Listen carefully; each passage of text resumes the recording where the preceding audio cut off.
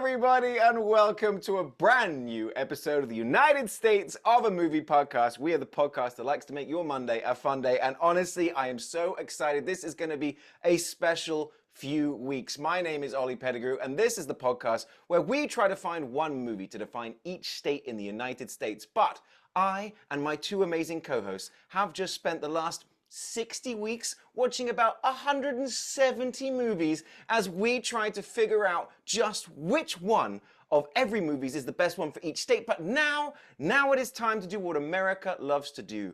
We are going to make ourselves and crown a world champion from just movies that were made in America. It's the International State Championship of the World right here at the United States of Movie podcast, and I couldn't do it alone. Let's welcome back our amazing co-host, Ryan. Buddy, welcome back to the show. It's so great to be back after taking a little bit of a break from and enjoying being able to enjoy watching movies that aren't a part of this podcast. And it's so funny. I tell people, God, I've watched like 160 plus movies over the past year, and like everyone says to me the same thing: "Who let you in here?" And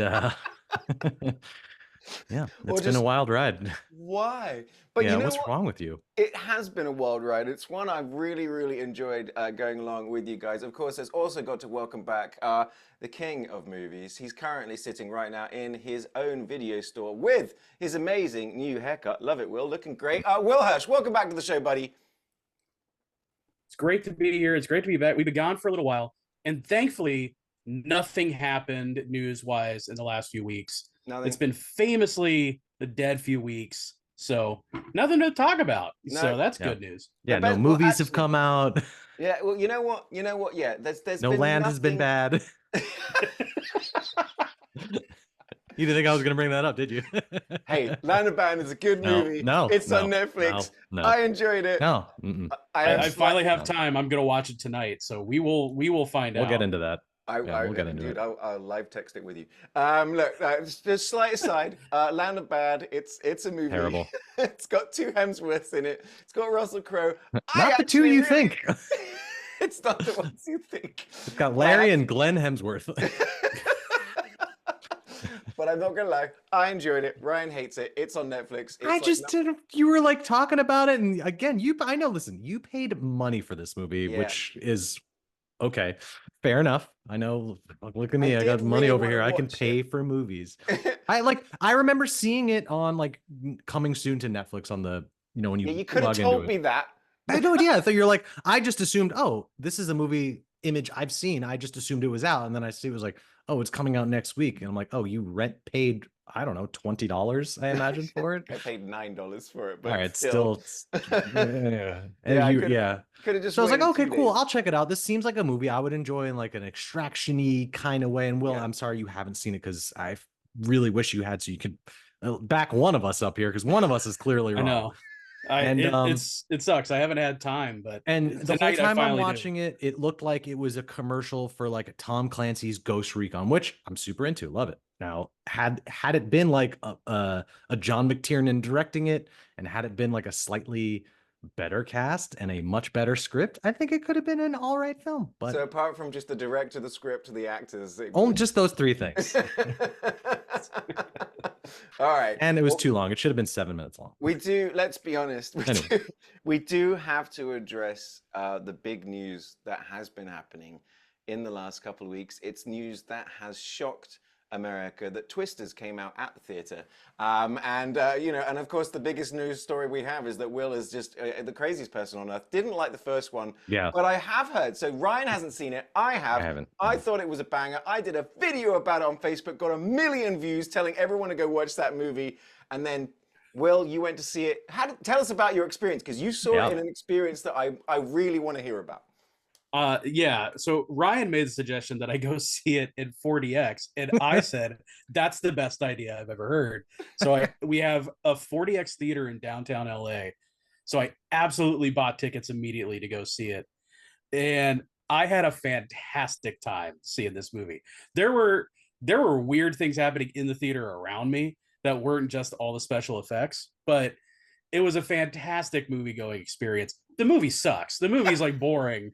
I would have completely fallen asleep had I had not been in an Being Indiana shaken to Jones death. ride. Yeah. Being shaken to death. Well, tell But- us about like the experience, because you've mentioned seeing movies in 4DX and like, sure, maybe they spray water at you, maybe the chair moves. We honestly don't know. We don't have a 4DX theater here in Arizona, so I don't. I mean, here's what I'll say about the water and all that. When Glenn Powell was on screen, the theater was moist and nobody had been sprayed with water yet. So let me tell you, that's but just putting that out there. I was moist, I'll tell you that much. I mean, you see him in that shirt with that stupid Oklahoma song playing in the background. I mean, you can't help it. It actually, the movie's fine. Like, I don't actually have anything against it. Did you see the first Twister? You saw this one. And I'll say, like, one thing I do appreciate is, as far as legacy sequels go, there are no crossover characters. Like, there's nobody returning. It doesn't pick up on any plot threads, except for there's like one like technology reference from the first movie. I was about to say, there was one small character did come back. Dorothy. There was Yeah, there you go. But there were a lot of funny things. So like, if you've never been to a 4DX theater, yeah, they are seats, like rows of like 4 seats in like stacked next to each other, and then in front of each other, and the seats all move on like a gimbal thing, so they rock you side to side, back and forth a little bit, not too much, but to the side you can. It's, if you've ever been enough on the to keep you awake. Yes, if you've been on the Indiana Jones ride at Disneyland, it's a very similar like experience. Okay. But they spray wind, water. You can turn the water off. There is a water off button. I did not press the water off button. I wanted the full the full wetness. You wanted to be sopping wet, sure. I wanted to leave that theater soaking, and I did. It was great. But there's fans going on. The best part of the entire experience is watching the people who showed up like 5 minutes late with tubs of popcorn. All of them had tubs. I was about and to the ask. seats are just going, and I'm like, this is worth the price of admission. And it is an expensive ticket, but it was imagine getting well a hand worth it. job in a 4DX theater. That'd be cool. Imagine, let me tell you about who was next to me. I said getting, not giving. Oh, well, never mind that.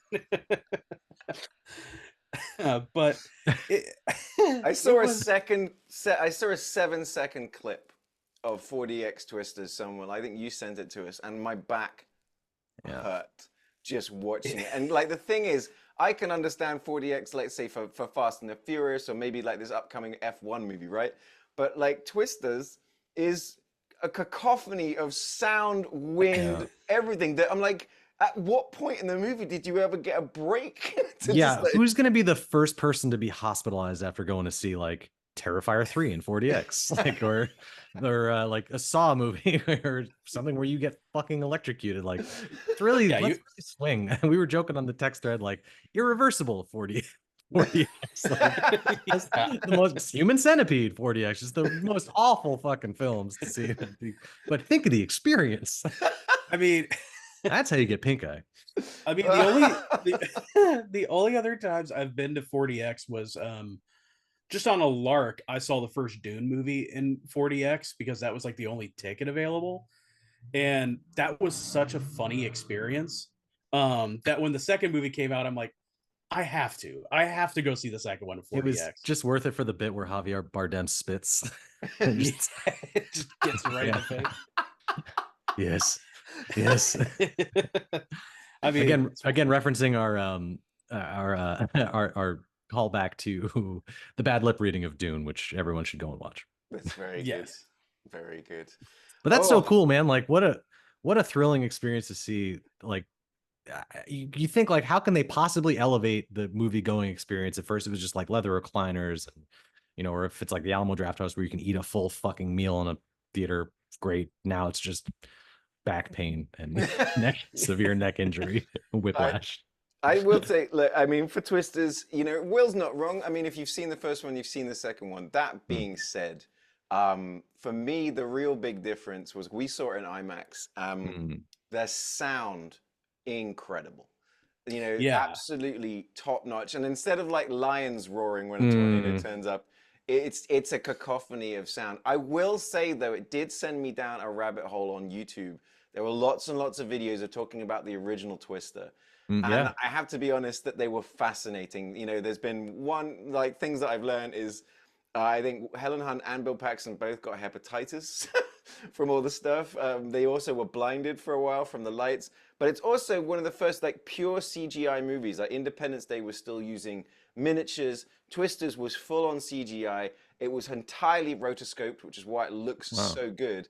And it was also the first movie released on DVD as well. Yeah, we talked about that. Yeah. Was very much like a trailblazer, and I think Twisters is a worthy sequel. I would recommend seeing in the big screen because it's exciting. I don't want to get into the spoiler territory, but I thought like the entire last act, there's a bit where it gets a bit on the nose about it being a movie experience. We'll talk about that later. Does it pull Yeah. like an Austin Powers and Gold member where it just pulls back and they're walking out of their own movie? You'd be honestly. Oh no. You're closer than you think. You Oh think? no. Yeah. It You'll cuts, see. it cuts to a boardroom, like a Key and Peele sketch boardroom. He's like Yeah. going through all of the different types of twisters. He's like, It's hot, sexy, in big the titty movie. twister. Hulk Hogan at the RNC. It's in. God, oh, sorry. We'll cut that out. Cut that out. All right, fellas. All right. Well, now it's time to get into the International State Championship of the World. And the way it's going to happen is I have created a random bracket. But to build that bracket first, we all had to pick 10 movies each, which gives us 30. We will be picking 2 wild cards. So first of all, we're going to take it down from 50 to 32. So I think, well, Ryan, let's start with the 10 movies that you chose. I'm intrigued. Where did you kick things off? I mean, I just went in order of the episodes in which we did them. I picked obviously The Wraith. I mean, the movie that put this podcast on the map, so to speak. Arguably. Honestly, I agree. The movie we mention almost every single episode. For good reason. Yeah, I mean, that's right. honestly, I think it was a race to who could get to the Google Sheets first to see who got Yeah, the well, video. and that was the thing. I was like, there was no rhyme or reason. If anyone else was like, no, I want to take this movie, there'd be no argument. There'd be no fisticuffs over it, so to speak. Mm-hmm. But I will say, anytime I mention this podcast out in public and being in Arizona, everyone's first thing is like, oh, what did you pick for Arizona? And of course, it's like everyone expects Tombstone. No one's ever seen Used Cars, and no one's ever fucking heard of The Wraith. And then just going into explicit detail, attempting to describe the film to them, within 3 seconds, they're already walking away from you. Yeah. No, it's like The Crow, but with cars. Yeah, sure, pal. Yeah. I do want to point out that, again, completely unknown movie for many, many people that we watched at the time for free on YouTube. And not 2 weeks after our episode comes out, it suddenly appears on Amazon Prime. Yeah. All I'm saying is Jeff Bezos ripped us off. Uh-huh. Yep. Been saying it for years. But that movie is one that we do hold very close to our heart. Yeah. I think it's going to be a strong contender because we love this movie inexplicably. It's the one that like I go through. I mean, that's the beauty about this. Like, we've watched a ton of really great movies, and I love the overlap. I love that sometimes it's a movie none of us have seen, or sometimes it's a movie that one of us is really passionate about and the other two absolutely fucking dislike, or whatever the combination is. It's always a thrilling experience to see, how we come out on the other side.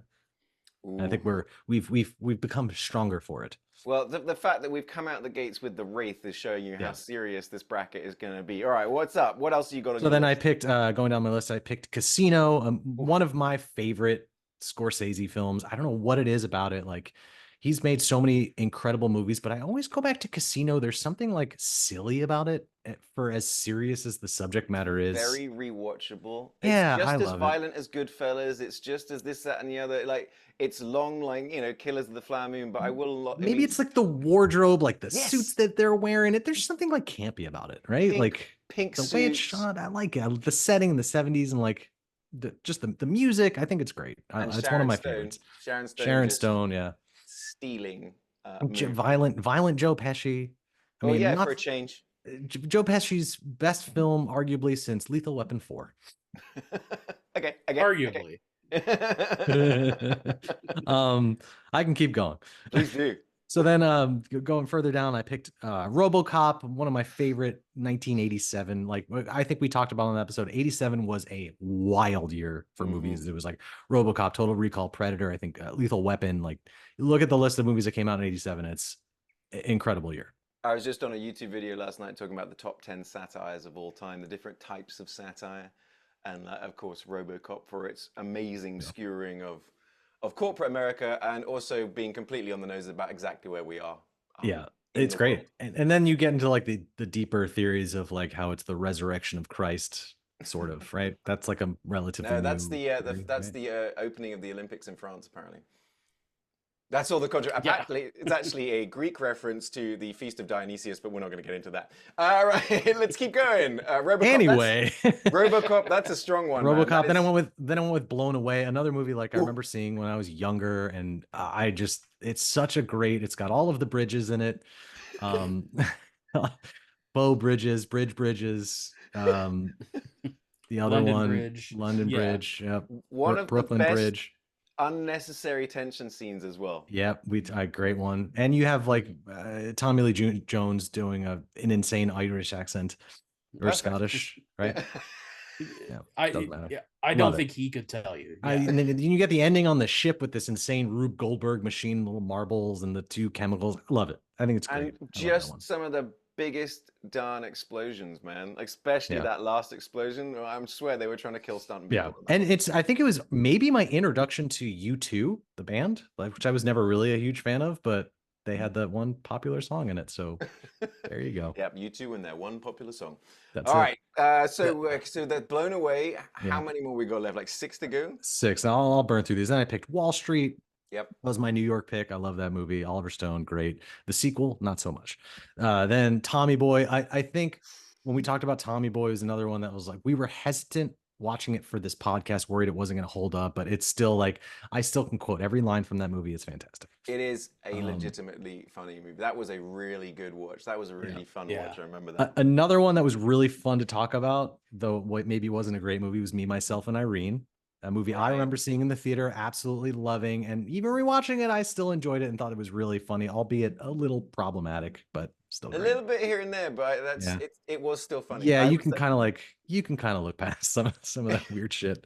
It all like his 3 sons more than made up for the comic side of it. Then another banger that I again was sketchy on picking, but we all enjoyed it, was Super Troopers. I know every fucking line of that movie. It still holds up. Love it.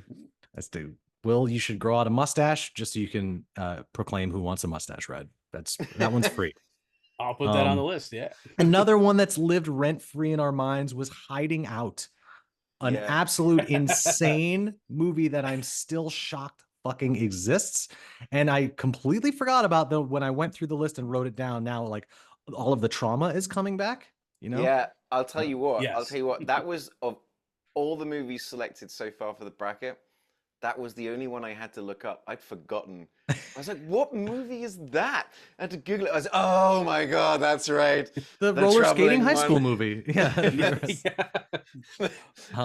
You know, the PTSD flashbacks came back. Yeah, the Annabeth Gish film. I think she's in like 4 or 5 movies. She's in like 3 or 4 of our, right? Yeah, she's like a superstar for this podcast. She was in SLC Punk. She was in that movie, Hiding Out, and she was in Shag, which I just re-listened to. The one with all the shagging, yes. Yeah. With Beth. And last but certainly least, Napoleon Dynamite, Will's favorite movie.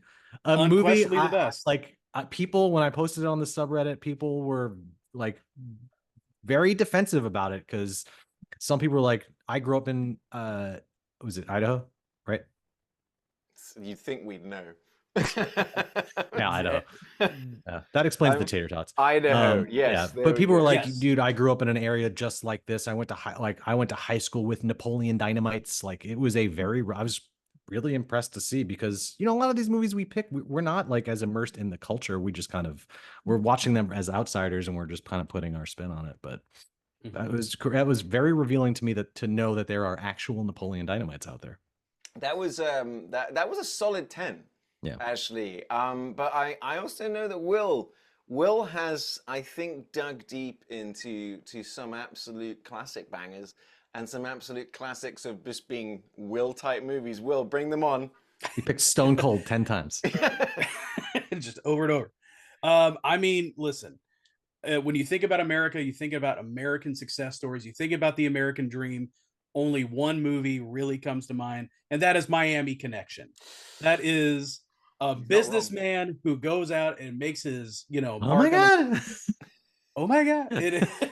It's I love this movie so much. It's and you can't hate it because even though it's bad, it's like everybody making it is having so much fun, even though they're completely incompetent at making movies, and it's infectious. You just can't help but love it. It's definitely another one of those movies that when people are asking, like, when you talk about the podcast, I'm always like, oh, I'll be the Hard Ticket to Hawaii, the Miami Connections, the Wraiths, just those underrated, like, just gems of crazy. But Miami Connection does have a great story behind it. Yeah, like how it came to be is like I don't think any movie on this list has like a tale like that. I mean, except maybe Twister. Right. It's got the best story behind all of it. It was like unearthed in like an Indiana Jones type cavern that was then resurrected. In a dumpster, next to treasure, which is completely discarded. Right next to so it's Miami Connection and New York Ninja back to back. Done. Boom. Head to head, let's go. All right. Next on the list is Forgetting Sarah. Is usually not big studio comedies are not usually my thing. This is like by far the exception because it's just so funny. Well, forgetting Sarah Marshall, I almost feel like you picked it because it was next to Hard Ticket to Hawaii. Yeah, going through and looking at the winners. Yeah, it was kind of like it just got really exciting, and then we went back and looked at the winners. We're like, oh no, we made a grave mistake. Like, have we been shocked? Have we been wrong 60 times in a row? Been stunned at some of the ones we picked. But I mean, Forgetting Sarah Marshall is legitimately, I think, one of the funniest movies of all time. After that is one of my top 5 movies of all time. It's City Slickers. That it's just, to me, one of the greatest movies. I've told you guys before, it's a feel-good movie. That's a great one. But uniquely, I think, a very American film. For sure. It certainly skirts the idea of the perfect movie. That was one of the ones that were like on the rewatch. You're like, oh man, what a banger. What was it that didn't get that we didn't award it our perfect movie award? There was something. Is it like it's your intense hatred for Daniel Stern. That's I disagree. I'd say because it's when they're writing in and they're all singing the song at the same time. Like it's just it's great. I think the reason it didn't quite get perfect movie is because we had other movies, in one of which I've chosen, which are pure perfection. I was like, oh yeah, name 2 of them. But yeah, that's a solid one, and that's a solid piece of America right there as well. So that's a strong contender. Absolutely. I think it would have been better with John Lovitz in it. I'm just saying. That's just have I got the movie for you? Then next is also equally an American classic, Sudden Death. I forgot that one. Me too. Yeah. I was like, we chose that one. Rightfully so. The movie I enjoyed so much, I bought it on Blu-ray immediately. Hell yeah! So. Now remind me, because did I pick that movie and you hadn't seen it, or had you seen that Van Damme movie? I honestly hadn't seen it. Yeah. Okay. No, you introduced me to it, and I fell in love with it. You're welcome. Thank you. Next, obviously, with Shrek 5 coming out, I wanted to keep it in the swamp. So I picked Swamp Thing. How? The movie. How did that win, I can't believe. After re-listening to our South Carolina episode, or North Carolina? Yeah, South Carolina. Whatever, one of the Carolinas. I'm fully on board. I can justify it. I'm like, yeah. Yep. I mean, 2 words: Adrian Barbeau. Titties. Man, I mean, I can't be mad at it. When I saw that was like on the list, I'm like, I gotta pick it. That's such a chaotic choice. I cannot believe it won. That's Troutman was on that episode, right? Yeah. That one? Yeah. It was Swamp Thing, Shag, and I literally Yes, thank you. I just finished listening to this episode yesterday. Couldn't remember the third movie, but Doc Hollywood was another one that was like a very, very close to being perfect film. Yeah. Another one I bought because of this podcast. Yeah. We're slowly bankrupting Will. Yeah. Yeah. Just now, did you spring for the Criterion Collection version of Swamp Thing, or definitely got the 4K verse signed by the Swamp itself. Okay, what's next on my list? Next Iron Giant, another one of nice. Wow, strong. That and Princess Mononoke are my favorite animated films of all time. But Princess Mononoke, I think, takes place in Canada. I don't know. I didn't really look into it. So, so I put Iron Giant on there. Just a perfect. Was that the only animated film we picked this entire season? Was there think so. Yeah. As I was going through the list, I think so. Wow. I believe that was the only animated one that we had. Though it's not the only giant movie, because you also picked another giant one, didn't you? That's the very next one we're talking about. The Giant Spider Invasion is the next one I picked. Another part of the Giant movie. Trilogy. Giant, Iron Giant, Giant Spider Invasion. Collect them all. Maybe one of the most fun, like, there are a few episodes that I remember that we had a lot of fun talking about particular movies, and that was definitely one of them. I don't know if it was the spiders, the incest. This movie had it all. Yeah, it did. That movie was so weird that I did also thoroughly enjoy it for being so just out there. Yeah. It's just, oh man, it's one of those Will blessings that we got through this season. I was like, I'd never heard of it, was never going to watch it, and Will made me, and I'm glad he did. When you guys were circling it too, being like, Great Spider Invasion, I just remember getting so excited that you guys were going to see it. I was like, this is awesome. Yeah. I can't wait. You had to like hold back, and you're like, I can't, if I say anything, I'm going to jinx it and they won't pick it. But if I just leave it hanging out there, pretend I've never even seen it, maybe, just maybe. And the prophecy has been foretold. Yeah. Great. All right. Next up is we're keeping things big with Big Fish. Yeah, that was a great one. That was Alabama was a strong one as well. I was just talking about Selma actually with Mrs. as well. That was a really good week. Big Fish was that's the one where we decided that it's the outlier of Tim Burton movies after a certain point that didn't suck. It's the one that hasn't sucked. Everything else did. Yeah. It was like the last one before the suckage. Yeah. It was a good one though. I enjoyed that one. I mean, it got us talking about Beetlejuice. Oh my goodness, that's coming out very soon. Obviously going to be the greatest sequel of all time, no questions asked. Next to Francis Ford Coppola's Beetleopolis. I will be there for it. And then next, this is one we just all found this one super delightful, was Grumpy Old Men. Yeah, I loved it. That was great. Such a good. That led me down the path of getting other Jack Lemmon, Walter Matthau movies, and I've been enjoying watching all of them. So that was also a very strong week. A Simple Plan, Grumpy Old Men, and Mighty Ducks. Yeah, that's a good week, man. And then one more. Last and not least at all, by any stretch of the imagination, my boy Superman 3. Arguably the best of all the Superman 3s. I can't believe of all they made three of those, huh?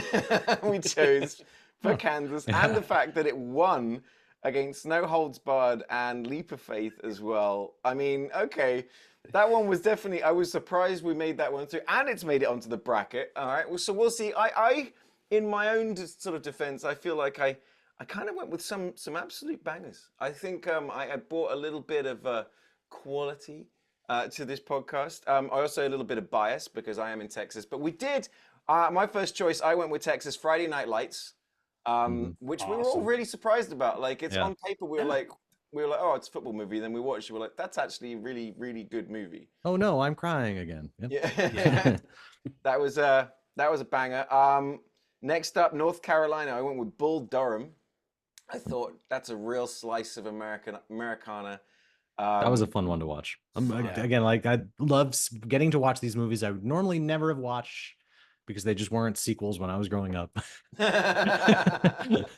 Now Bull Durham too. Yeah, you've seen that one 100 times. Yeah. That's one with Ricky Vaughn, right? Yeah. Bull Durham $, sure, yeah. Next up was a really strong week. It was Illinois, where I picked, which we all decided was maybe the perfect movie. Yep. Ferris Bueller's Day Off. Yep. I think that's going to be hard to beat. I've definitely got a strong feeling about that one. And this is eminently quotable. Eminently gifable. And the amount of times that we use Ferris Bueller references or gifs on our chat thread it's I just quite watched wonderful. a video essay too on how that movie, like, which I don't think we talked about on the episode, was how that movie basically came together in the edit. Like Yeah. there were a lot that they cut out or scenes that were kind of cobbled together, and it was really the editor that kind of put this movie together to make it all work, which is wild to me. Yeah, well, give that editor an Oscar because that movie is just pure joy from It beginning really to is. end. This next movie is not pure joy from beginning to end. It's quite a dark movie actually, but it's one that I do have a soft spot for. I went with Colorado, Red Dawn. Your faces say enough. That is a movie I watched, but don't really. But it went up against Cliffhanger and Dumb and Dumber, and but I remember Cliffhanger was one that we were like, that was but it was all filmed in like Italy. Yeah, right? it was the Dolomites. It was filmed in Italy. Yeah. So if I remember correctly, Red Dawn wasn't even shot in Colorado either. But nevertheless, next up, I was just watching last night with Mrs. We watched The Unbearable Weight of Massive Talent because there's only one guy that has that much talent. I went with Oregon with the movie Pig. What a banger that was, right? Yeah. Great movie. Like that one was such a surprise when it came out. I remember watching it on Hulu when it came out, and it was all the buzz of it. Everyone saying it's Nicolas Cage's best performance. It's weird, it's crazy, it's John Wick with chefs. But they haven't seen Longlegs yet. Yo, my daughter went to see that. The jumpiest young lady in the world went to see Longlegs on a big screen. I don't know. I think she just spent the entire time with her eyes closed. Have you watched that? You guys watched Longlegs? Mm-hmm.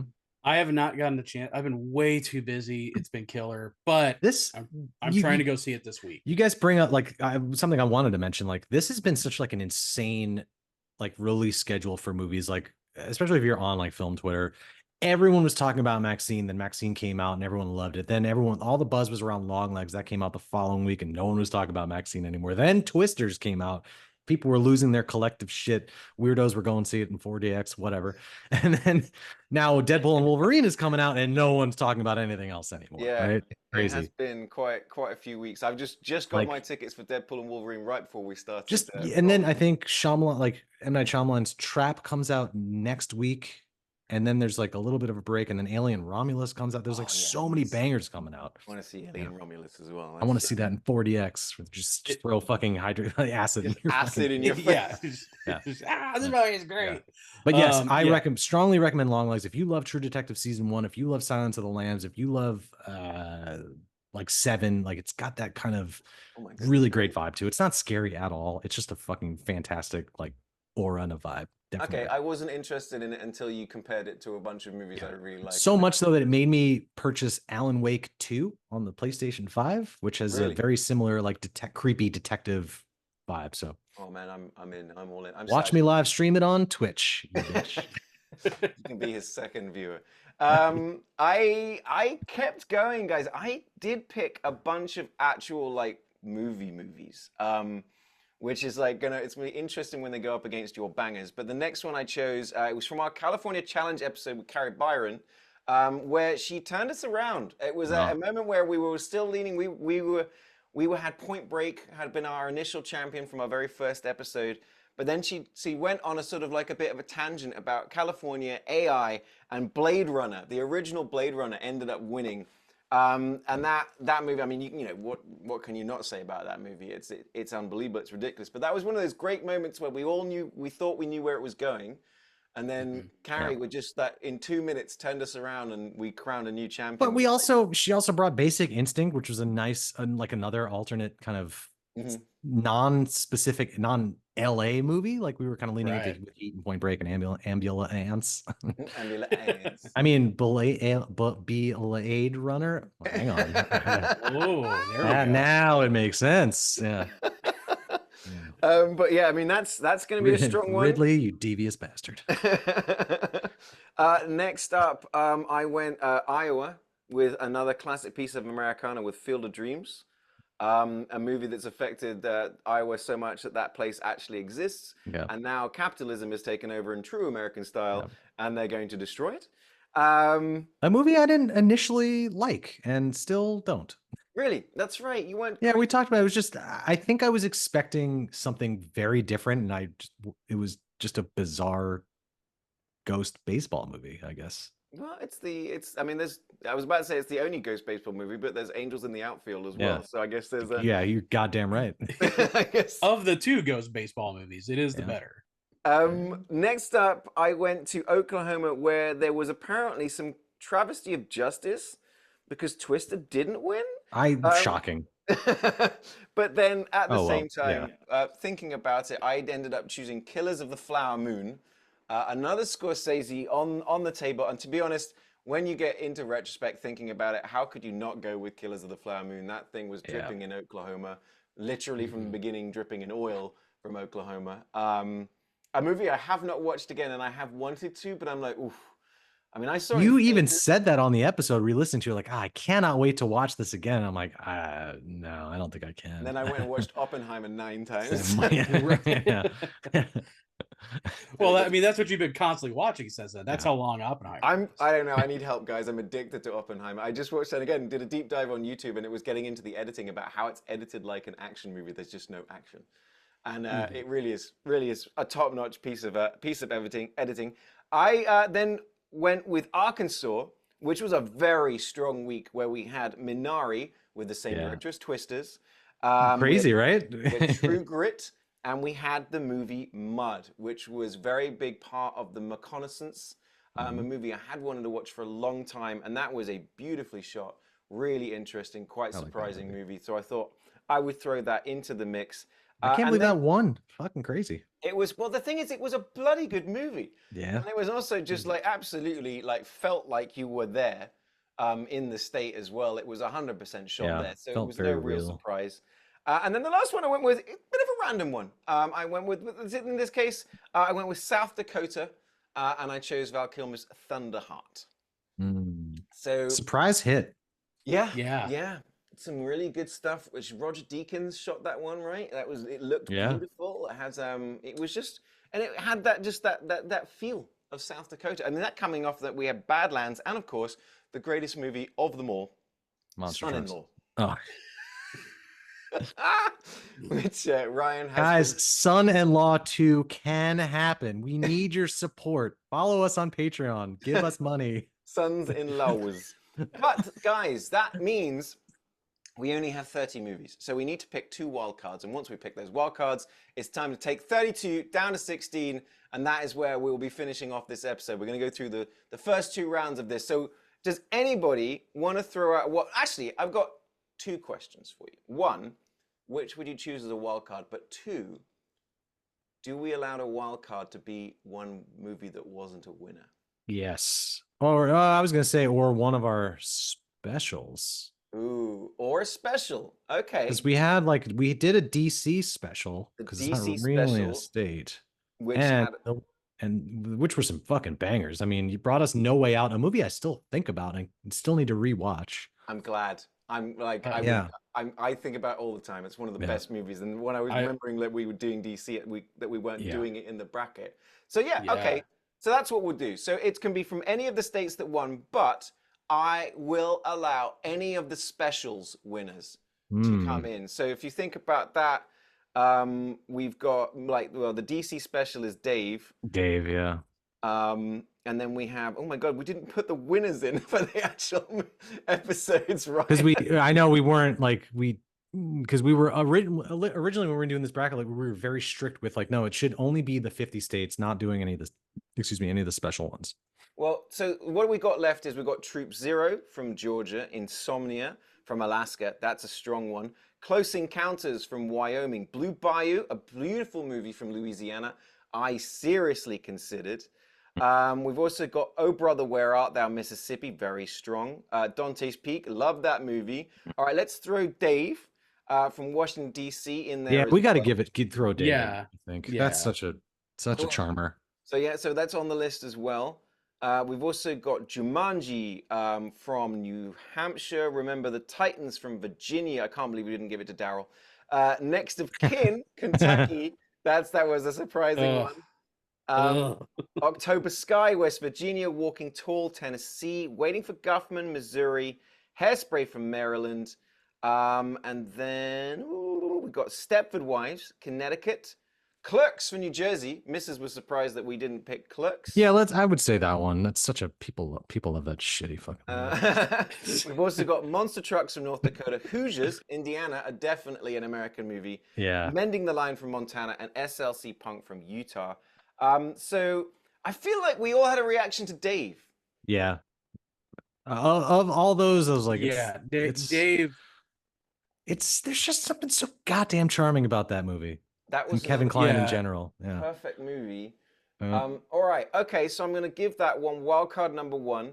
That's going to go up. Okay, so we just need wildcard number 2.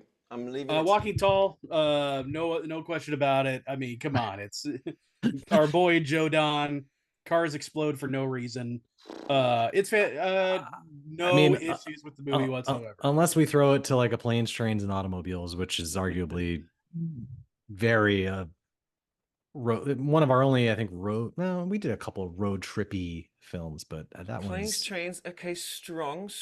I mean, I would also let's have a look. I mean, I was kind of leaning like Insomnia for being just a very strong. I mean, we also like skipped over Close Encounters, but yeah, what do we think, guys? I'll leave it to one of you guys. Give me a wild card. Listen, I mean, if my honest opinion is leaning towards Clerks. Yeah. Because that's such a defining, not just a New Jersey film, but also just really changed the game for independent films. Okay, well, I'll tell you what, Do it's it. Clerks. All right, I like Let's this, go. but Yeah. also this is actually going to go into Clerks is our wildcard number 2, which means it's time to start the second round here. And you're going to be surprised because the first matchup, guys, is Clerks from New Jersey versus The Wraith. Oh no. Oh man. God damn it. God damn it. Oh. Well, it's The Wraith, so there you go. Next. So let's break it down real quick. So The Wraith, like, it's very sort of independent movie in a way, and then you've got Clerks is a defining independent movie, black and white, very very New Jersey. But The Wraith, I mean, The Wraith opens with I mean, look at, like, we were That's all the problem is like the Clerks was such a game changer for like film, but it had 0 wraiths. That's true. That's very true. Most people don't remember that. Yeah. Okay, all right. So this, I mean, we're going to try and do this. But the thing is that we are all Arizona based. Like, we have all at some point lived in Arizona. We know the state very well. The Wraith, we know half the locations. The Wraith has touched all of us. All of us have known a Wraith. So, you know, some of us are half Wraith, you know, on my mother's side. So the thing is that, because I mean, like, so the guys we've been talking about, what are the criteria when it comes to this? And I've said it's completely up in the air because there's the Americana of it all, but there's also the cultural impact of it all, but there's also the impact that it's had on us as hosts. There's a weird subsect of people who there's way more people that have seen Clerks, and then there's a weird overlap of people who have seen The Wraith and people who listen to this fucking podcast. And it's like 12 people, but still, it's like, I feel like people, you mentioned like, hey, we're pitting 2 movies against each other. One is Clerks and one is The Wraith. People would be like, what the fuck are you talking about? What? Yeah, it's a Charlie Sheen car movie. It's like The Crow. And they're like walking away from you as you're like, no, wait, hear me out. It's got a turbo interceptor in it. Though I will say, as funny as Clerks was, I had more fun watching The Wraith because that movie, I watched that movie probably well before I'd ever seen Clerks. It's just, I don't know what it is. There's something it's maybe like the first weird movie I've ever seen. And when I found out that like other people like that movie, I'm like, oh, I'm a part of something bigger versus Clerks. I love the following that it has. It's just not, it's not for me. Like I'm with you. I appreciate that Will worked in a movie rental, like a video store. And like, I appreciate how much that means to you too, but That's just not I my jam, think man. my argument would be that The Wraith, as more than any movie in this 170 movies that we did, shaped this podcast more than any of the Yeah, other I didn't design a fucking Clerks poster. ones. We didn't. It's not Clerk I- in time. I would say I would say one of these movies is very personal to me, does remind me of my younger days, does remind me of like hanging out with my friends. The other is The Wraith. Clerks. Yeah. So, This movie has arguably created the best text message I have ever written, where it was, I like the part in The Wraith where the Wraith takes off his Wraithen helmet and says it's Wraithen time, which then spawned the shirt that we made for the absolutely. I will also say that Mrs. I remember her what she loved it too. She was cracking up the text message. So it's done. It's happened. Yeah. The first champion to make it And through. Ooh, did we group watch that movie together? Did we watch The Wraith together? live? Did we do it over video call or something I like that? I think. Or think was it we the might one that have. made us decide to do it for Hard Ticket to Hawaii? Because we didn't do it for the Wraith. I think. Perhaps. Yeah, maybe. Maybe. Anyway, doesn't matter. Yeah. All right. So Arizona takes round 1 against New Jersey. Arizona moves on to the next round. But it's going to be up against one of 2 very, very strong movies. The next one matchup we have is Oklahoma, Killers of the Flower Moon, against Maine, the Iron Giant. Oh, Yeah. oh. Yeah, I know. I was looking at that one. I was like, okay, this is not going to be an easy one because Yeah. it's not Casino. Like I said, it's definitely one of Scorsese's longest movies. It's also a very good movie. It was very Oklahoma, but The Iron Giant is a defining movie. It's animated, but in 90 minutes, tears your soul out, builds it back up again, and just like leave you a little blubbering mess. So one is like super dark and racist, and the other is just not racist enough. I'll let you two sort them out. So what are you thinking, Will? What are you thinking on this one? This one's very hard. I mean, I could go either way on this one. Yeah. So kind of where I'm at is, you think about the people who live there and what would they like to claim, as their movie. I don't know how many people would watch Killers of Flower Moon and be like, yep, that's us, As opposed to Twisters. So I'm leaning as opposed to Twister, which they will just reject because they all know. No, Will is racist towards but Twisters. like Iron Giant, yeah.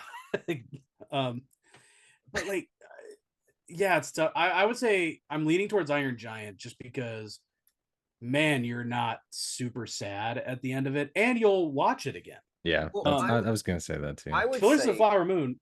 I bought it. I have the 4K. It is on my shelf. I don't know when I'm gonna watch it again. I kind of just have it. I think I've got it, right? Because I even agree that Killers of the Flower Moon is a banger, right? I'm going to go with cultural impact. That's not fair. I would argue that Iron Giant's got more. Really? Yeah. Cultural impact, but cultural relevance, like Cultural relevance. You've got different. Killers of the Flower Moon, right? all day. But yeah. Iron Giant is a movie that it's been around for what 20-something years, guys, and it's still true. Movie that people. I was just rewatching season 1 of Ted Lasso, and they're watching it in that. You know, it's like it's a movie that's constantly referenced. And without Iron Giant, we wouldn't have gotten Osmosis Jones. We did do another animated movie. That was it. I almost said Monster Trucks for some reason. I'm like, wasn't the director? Did Brad Bird also do Monster Trucks? No, I feel like there was I feel like there's some kind of crossover there for some reason. Absolutely. Maybe it was. I think it was Osmosis Jones. But no, that was the Farrelly brothers. So yeah, Killers of the Flower Moon, Iron Giant. I'm voting Iron Giant. So am I. Iron Giant for sure. Yeah. I love Killers of the Flower Moon. Famously fell asleep halfway through it. I think it's an incredible film. Like I said, not my favorite Scorsese. That goes to Casino and to a lesser extent The Departed. But yeah, I would definitely vote for Iron Giant in this one. All right, so guys, which is setting up for next week's episode, the Wraith versus the Iron Giant. That's going to be fascinating. All right, it's good. Now Like that's a movie I would watch. yeah. Sign me up. Okay, next matchup. All right, I can't wait. What's to see funny what- is in my forward thinking, like you take all the winners of these brackets that go head to head, and it's just like, oh, it's just Ready Player One. It's just all of the things, just the battle Damn scene it. from Ready Player One. You're Like, right. It's actually you're is not that wrong. how fucking Ernest Klein came up with this? He did a movie podcast and then did a bracket. It's The just like- very next movie, the character actually appears in Ready Player One as well, so you're not wrong on that one. This matchup, fascinated to see your reaction to this one, guys. We have RoboCop from Michigan up against Hiding Out from Delaware. Oh my god! Again, another two movies I would love to cross over in the same universe. Just to see RoboCop shoot the Dracula assassin. Yeah, just waiting for the guy's hiding out from RoboCop. Oh, Oh which he my should, God. because For the guy being a is definitely a pedophile? criminal. Yes. Yeah, right. Yeah. Oh, No man. pedophilia, or there will Yeah. be trouble. I would just waiting for Peter Weller to walk up to Annabeth Gish and be like, "I would contact a crisis center for you." They're having to deal with. Thank God, Ducky, whatever his name was. Should I just start typing RoboCop right now? 'Cause Yes. yeah, I look. It's the one that I like. What I love about RoboCop is something that people have got into about is that sometimes the non-American directors do America better. Yes. And in this case, Paul Verhoeven, RoboCop, Detroit. I mean, it is pure Detroit. It's the first thing when you hear the name Detroit, you always think it's you either go RoboCop or you go Beverly Hills Cop. You know, one of the two. But it's 99% of the time it's RoboCop. Yeah. And Where Hiding Out is Delaware, and Delaware is a state that. Delaware's got I'm in problems, Delaware. man. Yeah. Like, People yeah. from Delaware Yeah. forget they're from Delaware. Though I mean, at least if anything, hindsight being 2020, the fact that this podcast brought Hiding Out into our lives, that's, I mean, Yeah. I'm grateful for that. My world is definitely better for knowing Hiding Out exists. So you skipped that Blu-ray, yeah? Yeah, no, in fact, I think I told the Blu-ray publishing companies don't. Like, You can don't get put it on out. Laserdisc. Yeah, you're actually on a watch list now because you've seen it. Yeah, watch this guy's browser history. All right, so I'm going. It's got to be RoboCop, right? Yeah. Yep. Okay, RoboCop moves through to the next round. Next up, I think this is going to be an easy one, but we'll see how Will reacts. It is Oregon Pig up against Superman 3 from Kansas. Sorry, Pig. Sorry, Pig. You did good, but that'll do, Pig. that'll do, Pig. So, like, come on, Pig was. Such a surprise. It was like an indie movie. It is pure Oregon. It is like, you know, from tip to top, from left to right. It's pure Oregon. It's Nicolas Cage being Nick Cage up against like Superman 3, which does take part a bit of it in Kansas, but it does bring us a bit more America. I'm not going to lie. It also brings us the Leaning Tower of Pisa a few times, inexplicably. And it does give us Evil Superman, who, as we all decided, was definitely the most fuckable Superman. Oh, yeah. But also, we got By the far. comedic stylings of Richard Pryor, which I That's thought was right. great. Richard Pryor's on the make. So yeah, Will, you were the one that brought Superman 3. Is Pig the green kryptonite that takes down Superman 3? I mean, we just had an argument about cultural relevancy, and if we're going by that, you got to give it to Superman 3, because Superman 3 gave us Office Space, and you know, it's like that's where they took their whole plot from. Yeah, So we did mention that. Yeah. and what has Pig brought us? What is that guy who directed Pig? What has he done recently? He just did something, didn't he? What did he just direct? I'm not even joking. He just directed something. All right, Swine. is it Pig 2? Pig 2, Babe in the City. He directed Eggs. He's just making his way through all the breakfast. Oh shit. Michael Bacon. Sarnowski is the director. A Quiet Place Day 1. That's what he just did. Yes. So Anyone seen that? Any good? I have not. I've been hearing things, but I have not seen it. But that's because I'm a pussy. And I don't watch movies like that. Dude, And you are terrified of Joseph Quinn, so that's why you. Yeah, and he's in the new. He's going to be in the Fantastic Four movie. Yep. Right? Is he Johnny Storm? Things. Yeah, he's Johnny Burns a lot in the new Fantastic Four. Total flamer. Well, Wait, in so this case, all right. So Will's going Superman 3. I'm going with Pig, which means we need a tiebreaker. I gotta go Pig. I gotta go Pig. Like, I think it's the better film. Like, I was just talking to my dad about it, and he's rereading like Anthony Bourdain's book, and I mentioned like, oh, because I think I mentioned The Bear, and The Bear is not for everyone. It's like a hard show to watch if you're like, it's very anxiety inducing. But I'm like, you got to watch Pig because I think it builds out that whole chef world a little bit better. And add some John Wick style Fight Club in there as well for fun. Yeah, sure. So that's setting up for next week, RoboCop versus Pig, which would be an interesting one to get into. Next one, guys. Okay, this is a tricky one. We've got Ferris Bueller's Day Off, Illinois, against Wall Street, New York. Ooh. God damn it. So if we're getting we've got a perfect movie.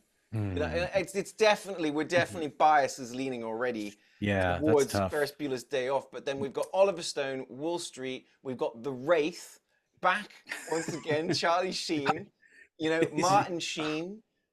We've got it's a big old Hang movie. on, is it 3 Charlie Sheen movies? Have we got Ferris Bueller? Oh right? Yeah. Oh, you're right. The Wow. Wraith, Wall Street. And I know we watched Major League, but it didn't win. That's right. It's true. This is a tricky one. Yeah. If we're going by batshit insane apartments, we got to go with Wall Street. So for me, the argument for Wall Street was I think it really captures the essence of the 80s in New York, in that that stock market kind of way that you associate with Gordon Gekko is such an icon, for better or worse. I think it's such an iconic character. Without that, you probably wouldn't have your Wolf of Wall Streets like Jordan Belfort's. So that was my argument for picking that movie. It's I think it represents a really important culture at that time in the 80s. Right. I could make the exact same argument for Ferris Bueller. It represents the 80s in Illinois. It's just as culture. It's just as quotable. It's John. It's not as realistic, I guess. I mean, it's a little more fantastical. Ferris Bueller is essentially a fucking superhero. And don't get me wrong, I love it. I'm trying But I will say, Ferris Bueller was the movie that taught me the non-American about Chicago, about Illinois. That is definitely the first. That and The Untouchables. Wow. Bang. I love Ferris Bueller way more. My gut is my gut reaction is 10 times out of 10, I'd pick Ferris Bueller over Wall Street. I would pick Ferris Bueller as well, because the thing that struck me about Wall Street is I think it's a good movie. I think I said this the last time too. It's not timeless. It's not as timeless, I don't think. No, and the writing just isn't as good. There are some times where the writing and the dialogue is just straight up bad. Characters are just literally saying the themes of the movie to each other in a way that really feels amateurish. Greed is good. And literally there's that part where Charlie Sheen is talking with Daryl Hannah, and he's like, I look at my life and I don't like what I see. And it's all right, come on, man. I remember we didn't like that scene with Daryl Hannah and stuff, right? Yeah. Whereas Ferris Bueller doesn't have that problem. It's the writing. It was kind of movie it's writing. The other thing too, you have Martin Sheen acting circles around Charlie Sheen in any scene they were in together. Yes. It's but it did bring us our other most famous movie on this podcast that we've never actually done for the show, Hot Shots Part 2. It's true. Love doing Wall Street. All right, so I think that was a close one, but I just think that the pure love that we all have for Ferris Bueller really held that one through. And I would say it is a quintessential American movie. Outside of America, everybody knows Ferris Bueller. Not everybody has watched Wall Street. So I'd say you get that cultural impact, that the movie that when I think about American movies or first movies that really got me about America, Ferris Bueller. I remember watching it in my aunt's house. So that moves us into the next round. This next one is amazing. Okay. All right. It's Blade Runner. up against the giant spider invasion. Sorry, Blade Runner. You're off the project. So Oh, man. okay, so we've God got damn. yeah, we got Blade Runner, Ridley Scott's original, and now it's a California that exists in an alternate future.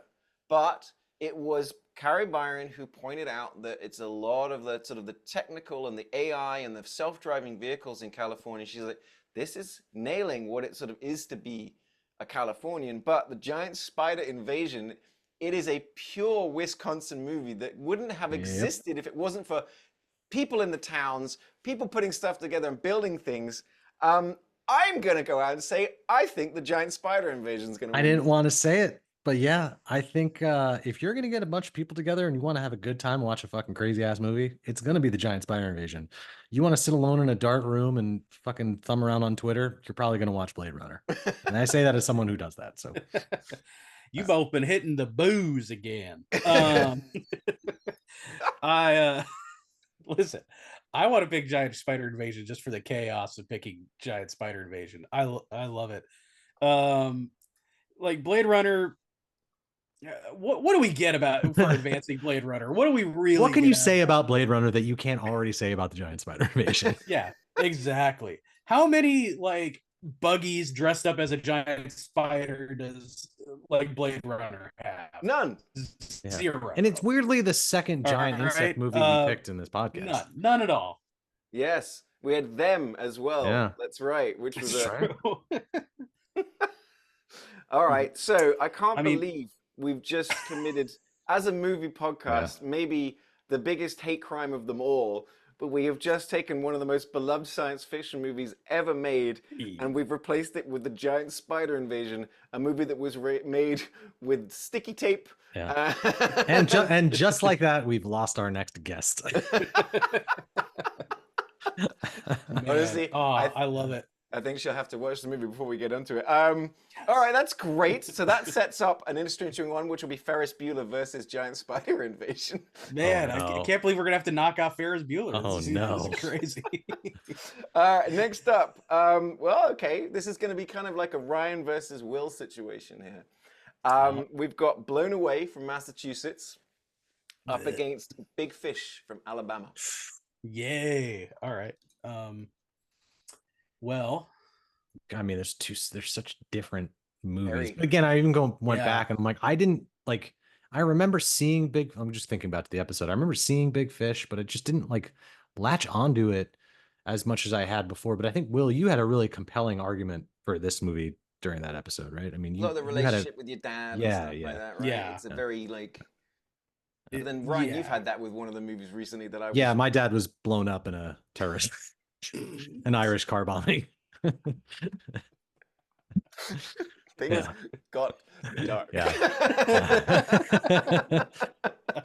Well, I was okay. So Big Fish, as we were saying, last Tim Burton sort of movie that was good.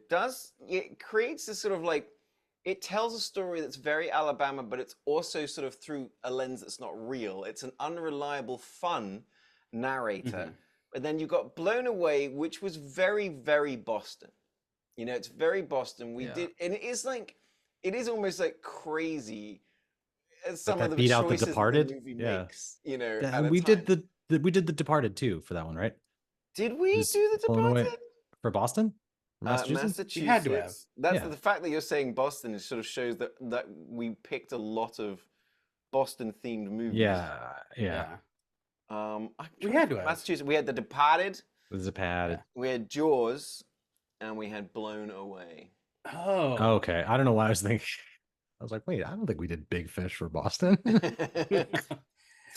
it's kind of a tough one because I'm just surprised that Blown Away won it over The Departed. Yeah. I can't. Why did we choose that? Could be completely wrong too. But it's too late now. We're sticking with it. No, I just think Blown Away, what it was is that it just had this element of fun to it. That we enjoyed it. It was a bit crazier.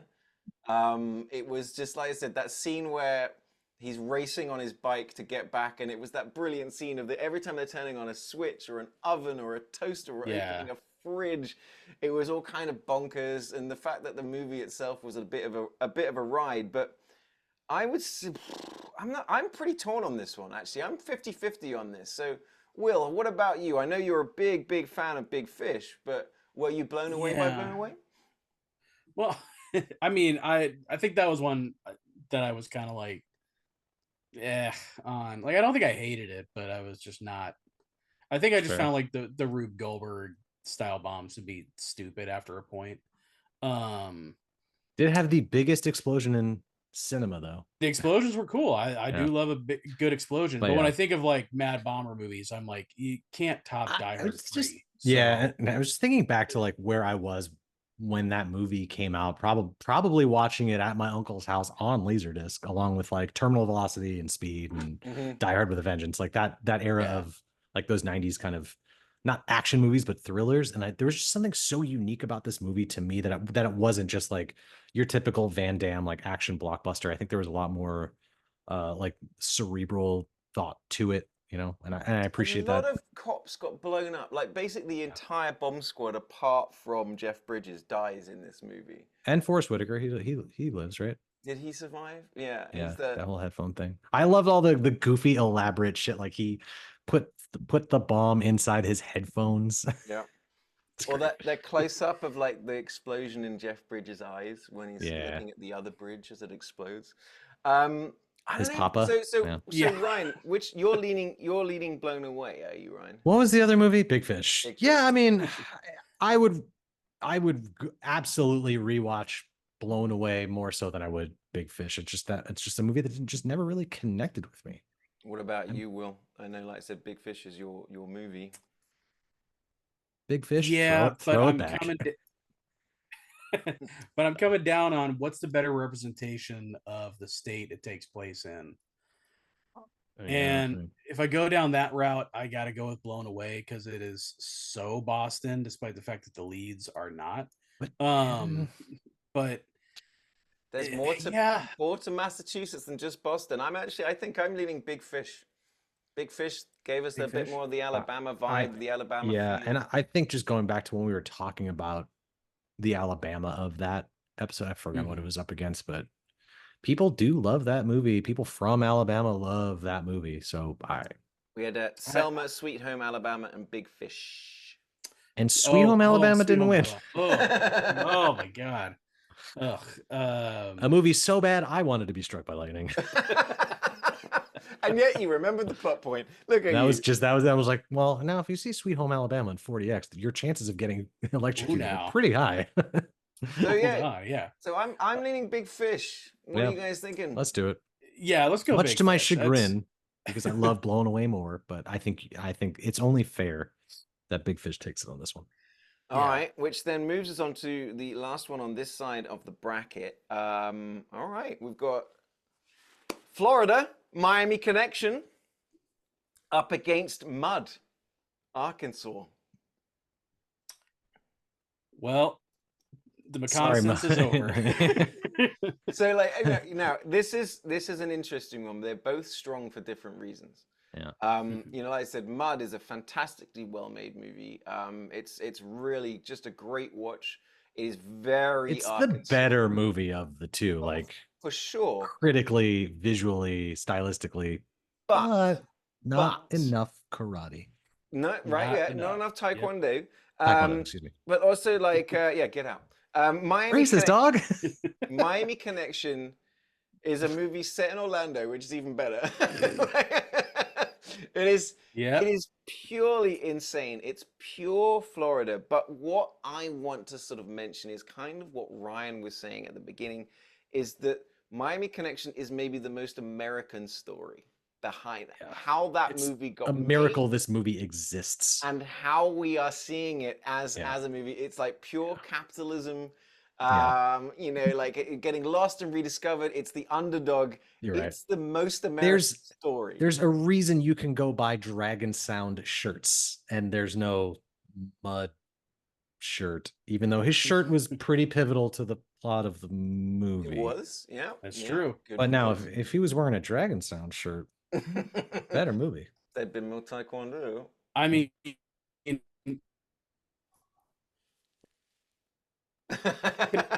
Well said. Well said. Our Will, friend free screen. hang on a sec, Will. You God. just broke up completely. Sorry, my joke just got ruined, didn't it? Yeah. Yep. much Awesome. like God damn Miami it. Connection. It all Powerful went metaphor.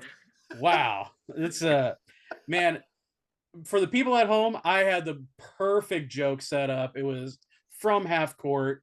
Just laugh out of respect for the joke that you didn't hear. Also, Mud doesn't have a guy that looks like one of the guys from Hall & Oates. So that's another one of my arguments. The guy with the hair and the curly. Honestly, I just also want to keep this in. So I'm voting Miami Connection. For me, it's yes. In the off chance that this wins this whole fucking thing, let's do it.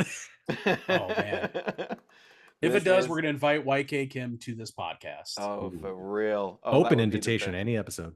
Yes. All right. Okay. So on one side, we are set on this bracket. We've got the Wraith versus Iron Giant. We've got RoboCop versus Pig. Ferris Bueller versus the Giant Spider Invasion. And Big Fish going up against Miami Connection next week. But we still have a few more to pick, guys. This first one's gonna be a tough one.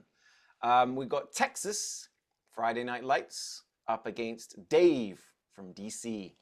Damn. Our wild card round. Right. Oof. So let's get into this. Friday Night Lights, boiling down Texas pretty unbelievably. It's got a real sort of realistic feel to it. We really enjoyed the fact that it tells a story that doesn't end in a happy ending. And then we got Dave.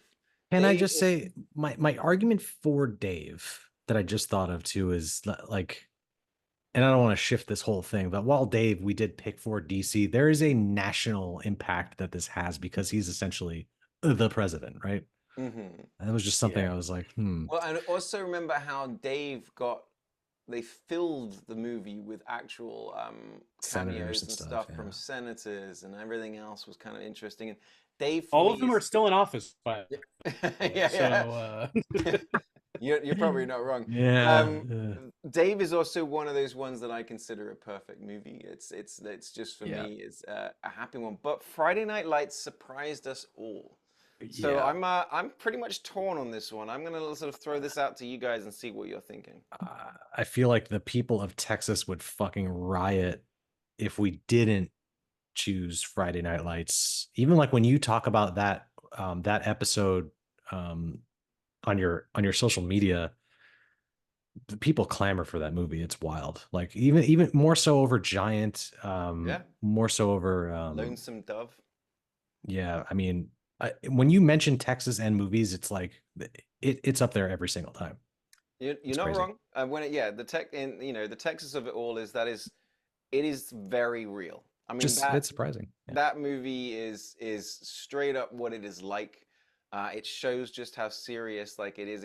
And then, like I said, Will brought Giant to the table for that episode, and that movie was like surprising and amazing. And we still landed on Friday Night Lights.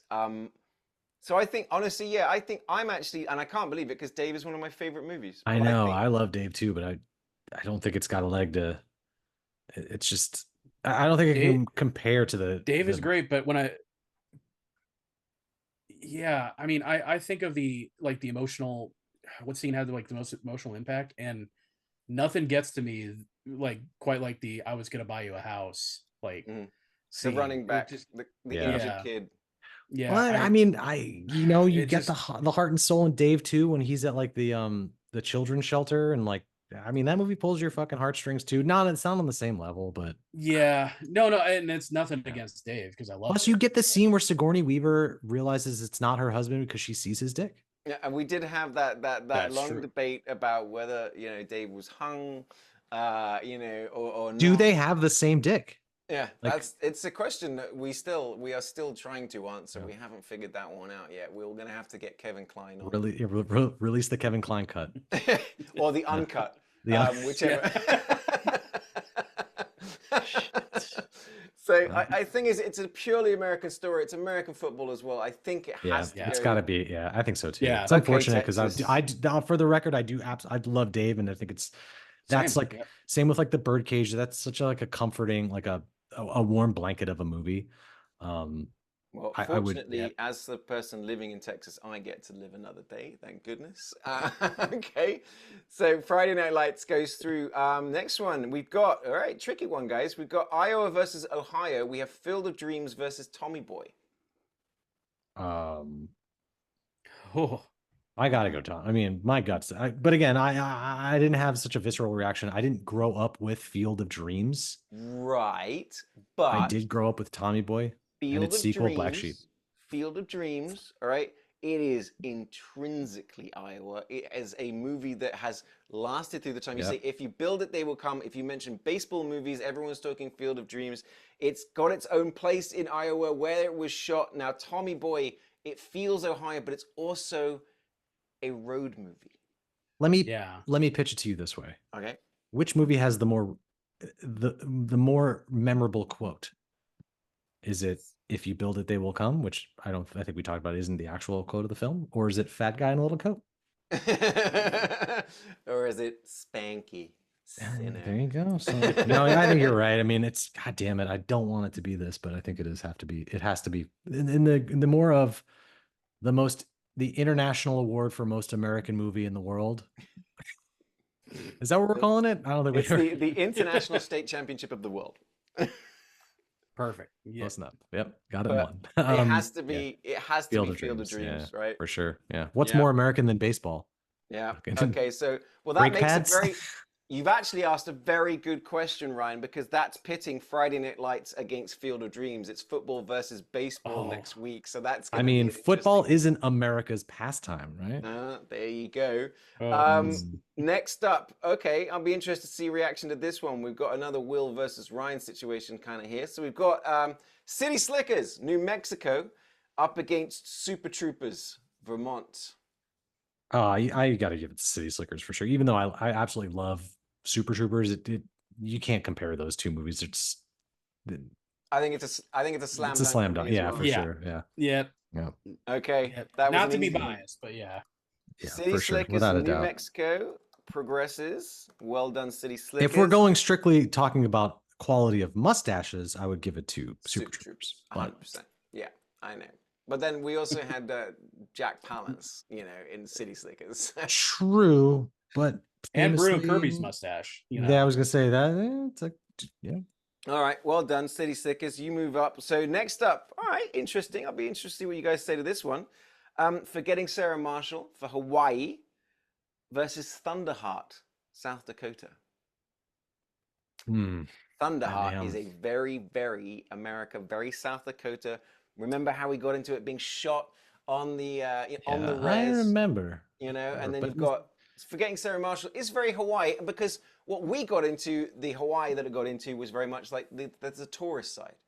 And I think the one weakness that we also said about that movie is it's not giving us the full Hawaii. Yeah, not enough hot tubs. Not enough people thinking in hot tubs. Yeah. Yeah. How did we not get heart into Hawaii? There's that whole goddamn snake bee plot. That had eaten cancer-infected rats. Oh my god, we have to rewatch that movie, actually, guys. If we can, that's the movie we have to do a watch. All of us will rent a movie theater. We'll invite people to come watch, and we will do live commentary for that movie, because yes. But at the same time, Thunderheart was a surprise for us. I think for you guys as well. Yeah. But again, if we're going back to the same, I had the same visceral reaction of like, Killers of Flower Moon versus The Iron Giant. Like, I think Forgetting Sarah Marshall is more culturally relevant. Like, people know that movie more than like Will and I. Like, none of us had ever heard of Thunderheart. Like, it's a movie that just like no one really knows unless you do. Like, unless but when you watched it, you guys. Yeah. First, that's not what I'm saying. But I'm pinning like in terms of like iconic films go. I think Forgetting Sarah Marshall's the more iconic. All right, so I'm Team Thunderheart. Ryan is Team Forgetting Sarah Marshall. So Will, you're the tiebreaker vote on this one. Oh, this is a tough one. I think for me, I gotta go Thunderheart as well, because if we're talking about the America of it all, Yeah, true. Okay. for I'll give it to Gangster that. Marshall's just too touristy, you Yeah. know. Okay. Yeah. Thunderheart, South I Dakota. guess you guys are just anti-vampire, and fuck you. That, Anti-puppet vampire. that again sets up another interesting one for next week. Thunderheart versus City Slickers, New Mexico versus South Dakota. Oh, wow. Yeah, that's a good one. Really gonna Hell enjoy yeah. that one. All right.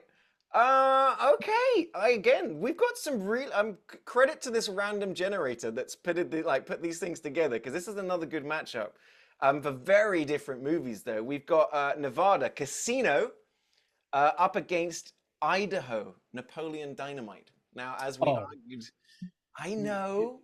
throw Napoleon over the mountains. Let's get it out of here. But much like Ryan was saying, people from Idaho identify Dude, with it's that crazy. movie. You Right. think movies in Nevada, like there's no shortage of National Lampoon's Vegas Vacations, for example. Now, It's just, you know, one that just the first one that came. And we did get into talking about how, like, you know, when it's almost impossible to really separate Vegas from Nevada, especially when it comes to movies. Yeah. You know, but at the same time, Casino is a cultural icon. I mean, so's Napoleon Dynamite for a different reason. I mean, we were just talking about how people were celebrating its 20th anniversary, Yeah. if not more. There's Napoleon Dynamite days. There's Napoleon Dynamite sort of things like that. People still dress up as the character. I'm torn on this one. My gut wants to say Casino because, again, that's me as the non-American watching movies about America. And as a younger guy, Casino was Vegas to me. Yeah. But it's telling an older Vegas as well. It's kind of telling an older story. So what do you guys think? Take the bias out of it. Like, he can't. He's incapable. His face is a picture right now. He's like fighting. Are you frozen? Yeah. Okay. So I'm really thinking about it. And honestly, I hear your points, but just my guts are just telling me, like, no, like you can't pick Napoleon Dynamite over Casino. It's just insane. It's like, I get it. People from there are like, oh, this is our movie though, but what are they going to do? Fly over here? They don't even know planes exist. Like, they're not going to come and like find me or anything. So you're going to get a very strongly worded written letter from Idaho. Yeah. Covered in potato grease. You're like, what is this? You know, they can't read or write. Just kidding. Sorry. But Idaho, remember we talked about with Napoleon Dynamite, the cinematography was actually quite surprising. And it was using people from the town, people from the actual school. Like, remember, everyone from that school was actually people from that school. The people turning up were all the extras, And I did come up with the phrase Les Anderson, so that is good. Very good. That is good. So, I would say it shouldn't progress as punishment for us having to see all those Vote for Pedro t-shirts. Like this, you get your 20th, 25th anniversary, whatever it is. That's what you're describing as your punishment. A movie that's like a movement, you know, versus like a cult. I mean, I guess they're both cult classics. I don't know. I think people over a movie made by one of the greatest living filmmakers of all time. Sure. It's a tough one. Yeah. I mean, my gut says Casino too, just because I fucking love that movie, but that is a tough one. I mean, but this is for the most American movie, and Napoleon Dynamite is very localized. Casino, all about greed, all about excess, all about like America. Like, it is very, very American. Right. So but you said the opposite about Wall Street too. I mean. Well, listen. Because there was a better movie on the list, I knew that I totally remembered that we were coming up. So I already forgot. I'm gonna give my vote Casino. I think It's like Okay. because what it's giving us a slice of Americana. It's giving us. Yeah. It's gotta be. It's gotta be. So we agreeing we're doing this. Yeah. Casino brought to you Yes. by Ora-Ida Tater Tots. All right, Casino. This is gonna be real hard once we eventually get a sponsor. But I tell you what, it's going to be interesting to see who Casino goes up against, because our next matchup is Swamp Thing from South Carolina up against Me, Myself, and Irene from Rhode Island. Oh my God. I'm sorry, but it's Swamp Thing for me. It's like, I mean, undoubtedly, but I also don't want it to seem like I'm endorsing Swamp Thing. This is a well, look, when we got I into mean, Rhode you Island, did pick it, dude. we I even had I actually don't know. We even had Me, Myself, and Irene go up against The Conjuring when we had a challenge episode, but we still ended up landing on Rhode Island with Me, Myself, and Irene. And even though it's a road That's trip, just because you were too scared of The Conjuring. well, no, okay, maybe. But is that what we found is that it was, even though it was a road trip movie, and that Rhode Island is a very small, a small place, that it had the heart of Rhode Island. It had this sort of this purity True. that sort of followed Jim Carrey's character. But Swamp Thing was insane. And it was so South Carolina, and it was swampy and ridiculous. And then it also had, like, again, we've mentioned before, one of our favorite random things, and just inexplicable topless scene. Was just, you're just like, there were two topless scenes in that South Carolina episode, because Doc Hollywood also, you get a swamp bathing scene. I thought you were about to say that Swamp Thing was topless, and I go, yeah, that's kind of like. Well, he is nude for almost the entire movie. I said that I said in the episode the guy's a walking fucking Snickers vein. Also, I think, was it one of the first like comic book? No, it could one of the first comic book movies, because Batman certainly predates that. But like, does it though? Yeah, Batman was like, wasn't the first, but it was definitely made at a time when they were not making superhero movies. Yeah. And now they're robbing us of fucking Toxic Avenger. Come on, man. Shit. All right, so look, Swamp Thing. Swamp Thing, right? Yeah. Oh my Swamp God. Thing. Okay, well I already forgot what it was going up against. It was Swamp Thing versus what? What? Swamp Thing Casino next week. That's going to be a fun one. Okay, yeah. It was, but it was up against Me, Myself, and Irene. All Right, guys. yeah, okay, yeah. We got 2 more to go, and then we will be set. This one, all right. Okay. Both movies that Will is a fan of. One from old times, one from new times. But we've got Pennsylvania, Sudden Death, up against Minnesota, Grumpy Old Men. Oh, you can't make me choose. Yes, it's like Sophie's choice. Do it. Oh no. Even Ryan has got 1,000 yards there right now. Yeah, I'm thinking like, because Grumpy Old Men. Yeah, my gut's Grumpy Old Men. Well, Grumpy Old Men was a charming movie that absolutely gave us that sort of feel for Minnesota.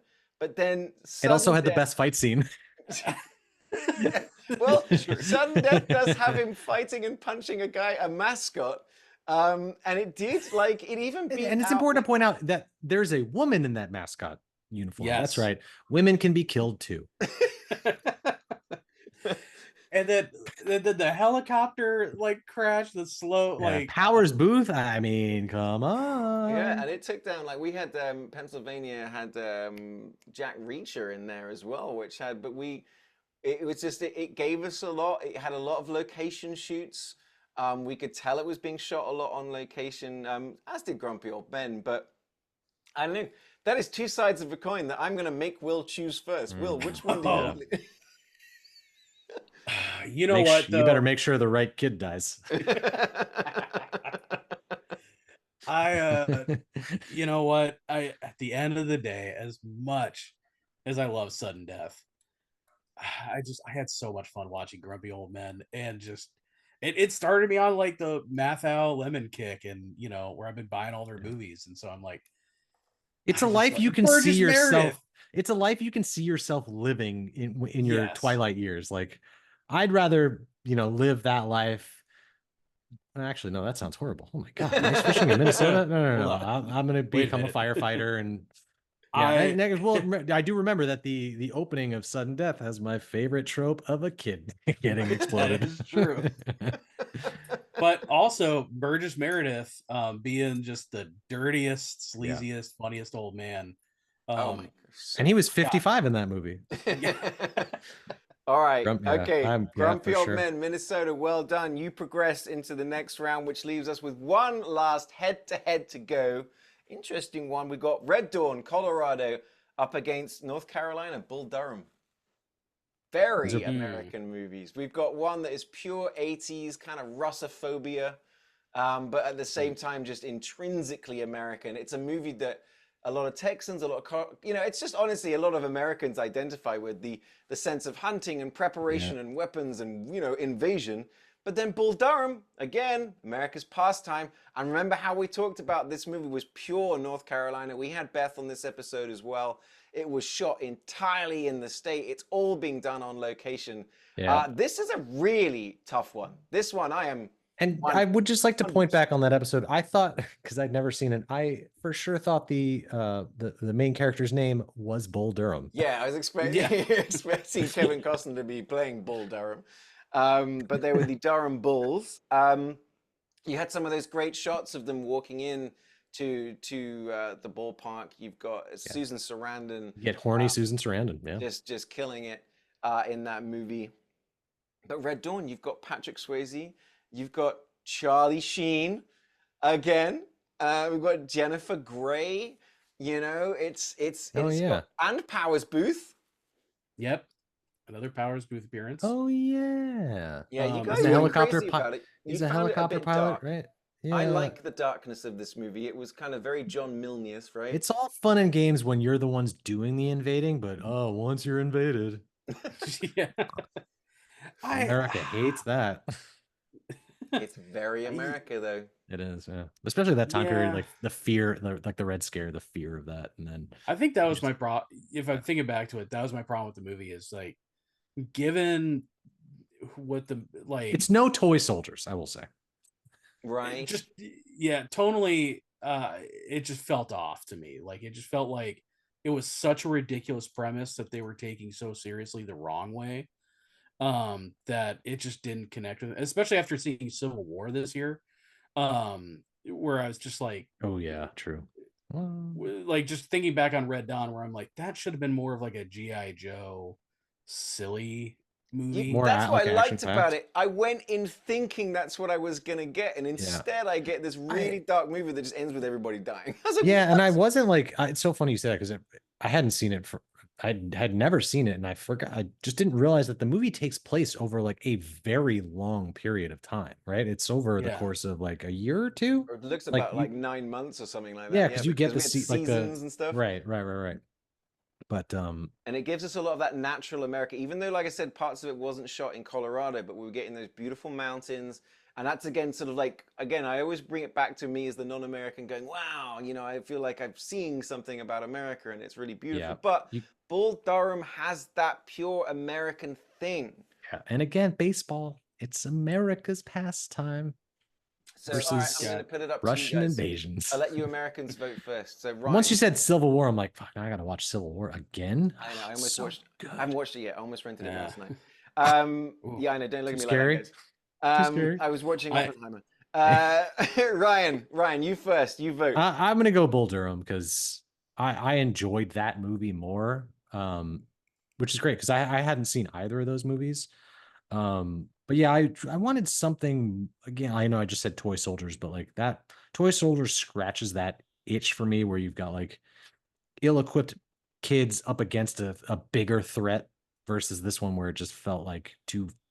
Not first bloody enough, I guess. We didn't get Toy Soldiers on this year, did we? No, I'm bringing it on next season. I'm figuring out how we do that because I really want to talk about that. We did mention though that Toy Soldiers is filmed in the exact same school as Major Payne. Will's favorite movie. Yes, of course. All right, so we've got a Bull Durham vote from Ryan. Yeah. Will, what are you thinking? I'm going Bull Durham. I'm going Bull Durham because even though that movie I had like some. I think there were some issues I had, like Tim Robbins and Susan Sarandon getting together. Who would believe that? But like, boy, do I have news for you. But I enjoyed it a lot more, and I think it's more representative of like the feeling of America overall, and especially like where it took place. I think that, like I said, Red Dawn just kind of misses the mark for me in a lot of areas. Okay. All right. Yeah. Well, it's done. Okay, done. So, all right, fellas, that's it. So we've gone through the first 2 rounds. So let's just run up the matchups that we're going to be taking down next week. We will, at the moment, we do have a special guest planned. We did have a special guest that had to cancel last minute for this week, so I'm not going to ruin it, but it is a very, very special guest, and I'm going to be giving them some homework. She It was Glenn Powell. Yeah. I'm giving you a spoiler, but she did want to do some research. So please send me the movies. So there's a few classics that she might have to get on YouTube and watch. But to give you the matchups for next week, once again, we've got Arizona with the Wraith up against the Iron Giant from Maine. We've got RoboCop, Michigan, up against Pig from Oregon. We've got Ferris Bueller, Illinois, up against the Giant Spider Invasion from Wisconsin. We've got Big Fish from Alabama up against Miami Connection from Florida. And then we've also got Friday Night Lights from Texas up against Field of Dreams, Iowa. Wait, did I say Iowa twice? No.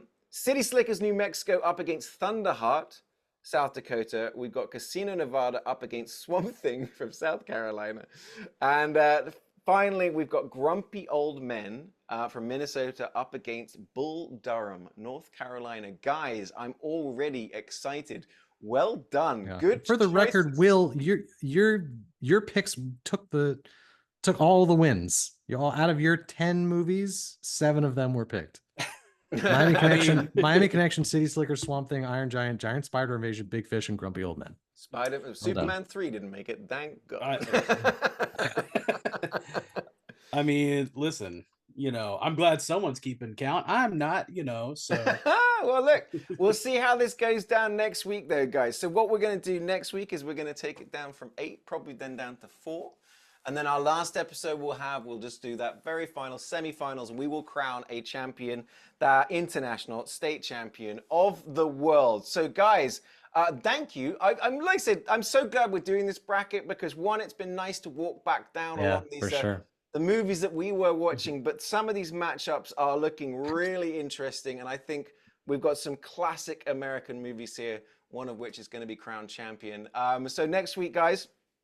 And we're, just to be clear, we're picking each one of the winners is being picked solely based on how many license plates are in the movie. License plates and Absolutely. Charlie Sheen's and Annabeth Gish's. Yes. And that's essentially seems to be how we're doing it. So at that point, that's it. That's this episode, guys. Join us next week as we will be taking this down to the final 4. By all means, jump in the comment section and let us know what you think we should crown champion. Absolutely. We'll put the thumb on the scale. Will, thanks a lot for joining. As always, you can see, watch and enjoy Will as Entitled Millennial online. His TikTok especially talks a lot about movies, especially old movies. And as you've seen, he's slowly building up his collection because of this podcast. It's ever expanding.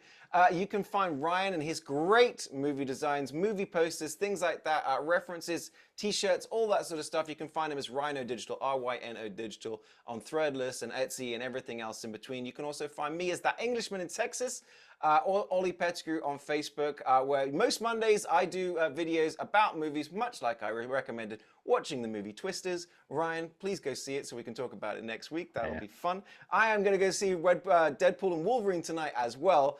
So maybe we can get into that a little bit next week. But outside of that, fellas, thank you, as always, for joining me for this episode of the United States of a Movie podcast. And from me, from Ryan, and from Will, thanks, and we'll see you next time.